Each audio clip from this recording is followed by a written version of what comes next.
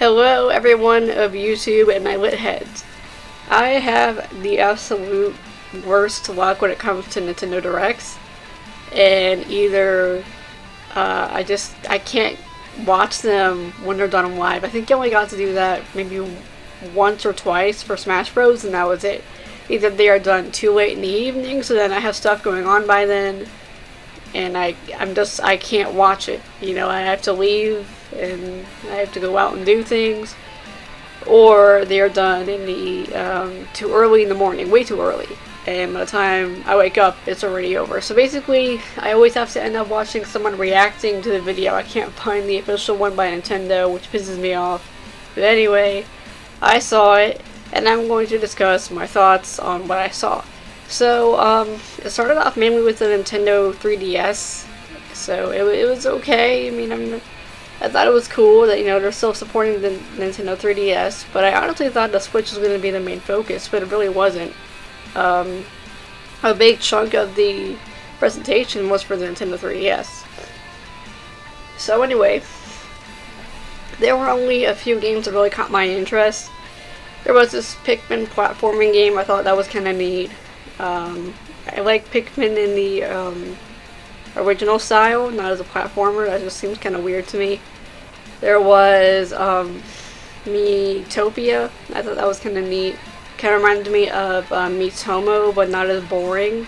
Part of why I stopped playing Miitomo was it's really just not within your control. It's barely a video game. Like, it's just the characters having their own AI. They go do whatever the hell they want, and then they will go to you for suggestions or crap like that. That's really it. You can't control the game. You can't really control how the characters interact with each other. Kind of like with The Sims. If you want to hook somebody up with some other character and you want them to date, you can do that. With Miitomo, it's not as easy. The characters just sort of act on their own, and you can't really affect how they think of each other and how they befriend each other, crap like that.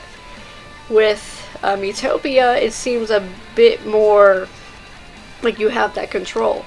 It's done in this sort of classic JRPG style, and you can, you know, make it anybody, your friends, family, YouTubers, make the Nintendo staff as Miis, and you can assign them to different, you know, traditional JRPG classes.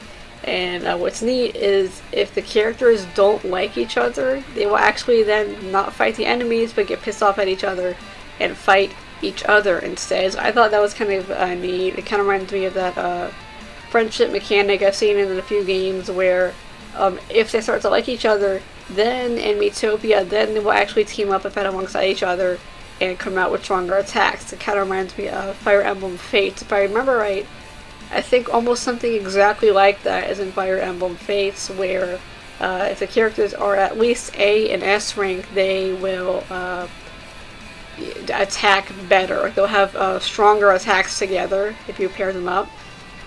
And I'm pretty sure something similar to that is in Xenoblade Chronicles X2, where if the characters are at least 5 hearts, they will then react to you more and try to heal you if you're in pain or whatever.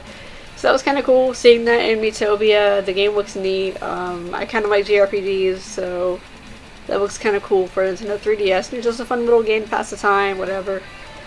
But since the evil antagonist of the game steals your face, I'm probably then just gonna make a purposely evil looking me just so the face looks more fitting, you know? Anyway, moving on from that.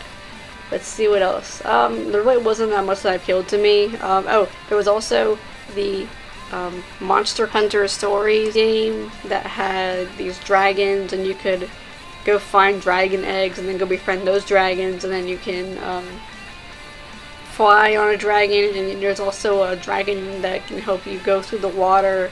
So that looked fun. I want to get that. That looked cool. And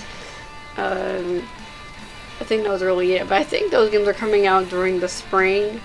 Like, that's the thing. Like, almost everything during this direct is for not spring. I meant to say summer. Everything for this direct is pretty much either in the summer, late summer, or the fall. So you're gonna have to wait a bit depending on, you know, what you want to get.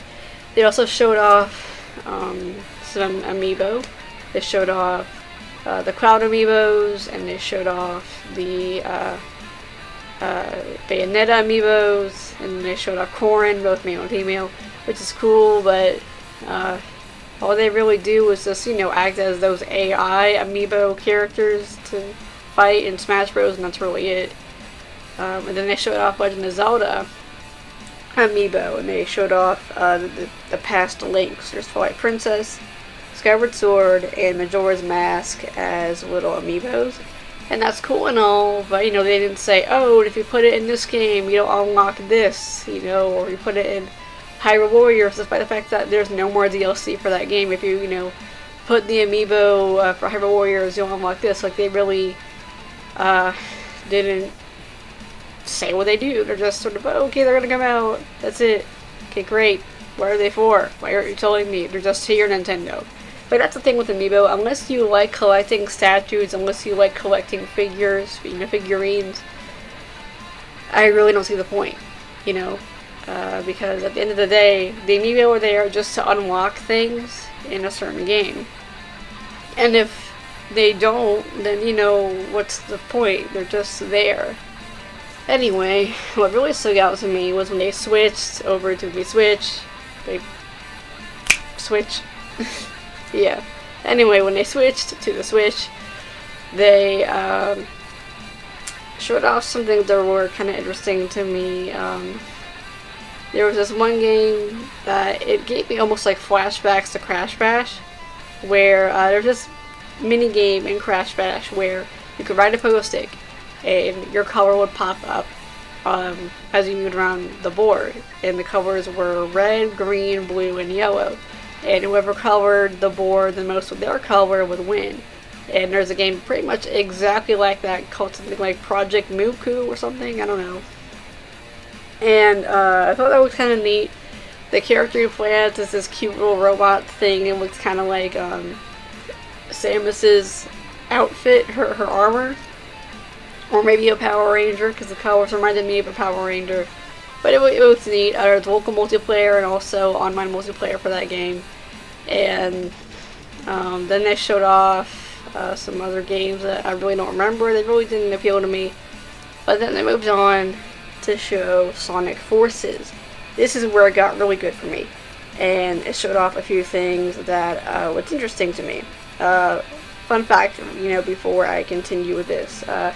Before I decided to make this video and watch the Nintendo Direct reaction I saw, I was walking my dog and thinking about Sonic Forces, and I was thinking, about this article I read that said that the third character would be an unexpected new character. So it made me think, okay, there's a few characters in Sonic's history that have just disappeared, so bringing back one of them would be unexpected.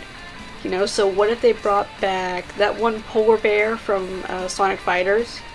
What if they brought back that little green bird who likes to blow things up, being the dynamite, and he has a bomb? He's also from Sonic the Fighters.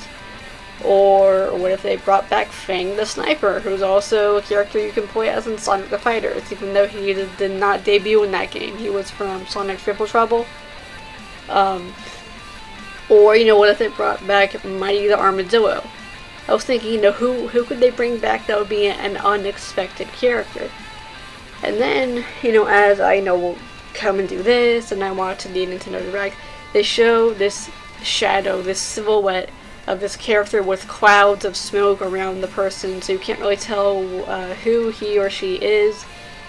But then you look at the design, and it looks like it could be either a cat, a fox, or maybe a raccoon in the Sonic art style. Heck, maybe it might be a wolf. I would like that. I would like a wolf in the Sonic art style. I think that would be kick-ass. I'd like to see a wolf in the game someday in the series. Make it a permanent character, not someone who freaking disappears after one game. But here's the thing. I saw people talking about this, and they were discussing who they thought this third character could be based off of the article I read. Some people thought that it might be Bugsy. For those of you who don't know who Bugsy the cat is, Bugsy is this dead, failed IP that was trying to ride on the hype that Sonic created back in the 90s with a super fast-paced platforming gameplay. Bugsy the cat pretty much tried to copy Sonic's style of gameplay And despite how the IP is dead and it failed, he did do pretty good. He had a few games and actually even jumped to 3D and had a PlayStation 1, PS1 game, but it sucked. So the IP has been dead ever since. But if you were to do a comparison side by side of Bugsy the cat and this unknown Sonic character, they do look really, really similar. Similar ear shape, similar amount of spikes on the fur for the face, similar width of the arms and legs, but I don't know about that. I mean, a lot of cartoon animals are really thin tube arms, so that's just a art style choice, stylistic choice, especially because Sonic the Hedgehog, he has a lot of a Western influences, so that's more of a American cartoon animal thing. That's just, not just Bugsy. But the ears and the shape of the head especially do look kind of like Bugsy. Do I think it's going to be Bugsy the cat? No. Just a coincidence. But here's the thing. Then I also read in the comments that apparently this is kind of like the situation with Marvel and Disney, where Disney just sort of bought the rights to Marvel, so now the characters are technically Disney characters, even though Marvel still, made them and owned them. Apparently the same thing happened to Bugsy, where the company that made Bugsy went bankrupt, or they just lost everything. So then Sega bought the rights to them, making Bugsy now technically a Sega character. At least that's what I've been, seeing people talk about, and I'm seeing people say on the internet. But do I think it's going to be Bugsy? No. That'd be weird. I mean, yeah, it would be an unexpected character, but Sonic doesn't cross over with other Sega characters unless it's a spin-off game, like the Sonic Tennis games or that one Sonic Sega and All-Star Racing game. The main games, they don't cross over with other Sega IPs. So that would not make sense. That tosses that idea right out the window. It can't be Bugsy. If this whole thing with, Bugsy being bought out by Sega and him technically being a Sega character now is true, I still don't think it's going to be Bugsy. That's just really dumb and weird. So yeah, I honestly think it's going to be either a cat, another fox, or maybe a wolf, or a raccoon. That's what I think. It's going to be one of those four. I can't really see it being any other kind of animal in the Sonic art style. Based off of the body shape and the emphasis on the ears, it has to be an animal that's known for having really spiky ears. So that would be a fox, a cat, a wolf, or a raccoon. A bat is another one, but he doesn't have wings. He does not have wings. He or she does not have wings, so it has to be one of those other animals. I can't really think of anybody else it would be. So, then they showed off arms. That was cool. They showed off a new character named Min Min, and she has these noodle arms, and one of them is a dragon arm. Her left arm is a dragon arm, and they showed off that the game will have elemental mechanics like fire, ice, lightning, stun, and blind, and I thought that was cool. I saw that the characters are also going to be able to kick, not just punching in arms. You can also earn currency to buy and mix and match other arm boxing gloves together. I thought that was cool. And that every character will react to being in that, near death, near knocked out state differently. Springman will get this instant permanent power of this permanent charge to his punches to make him punch harder and stronger when he's about to get knocked out.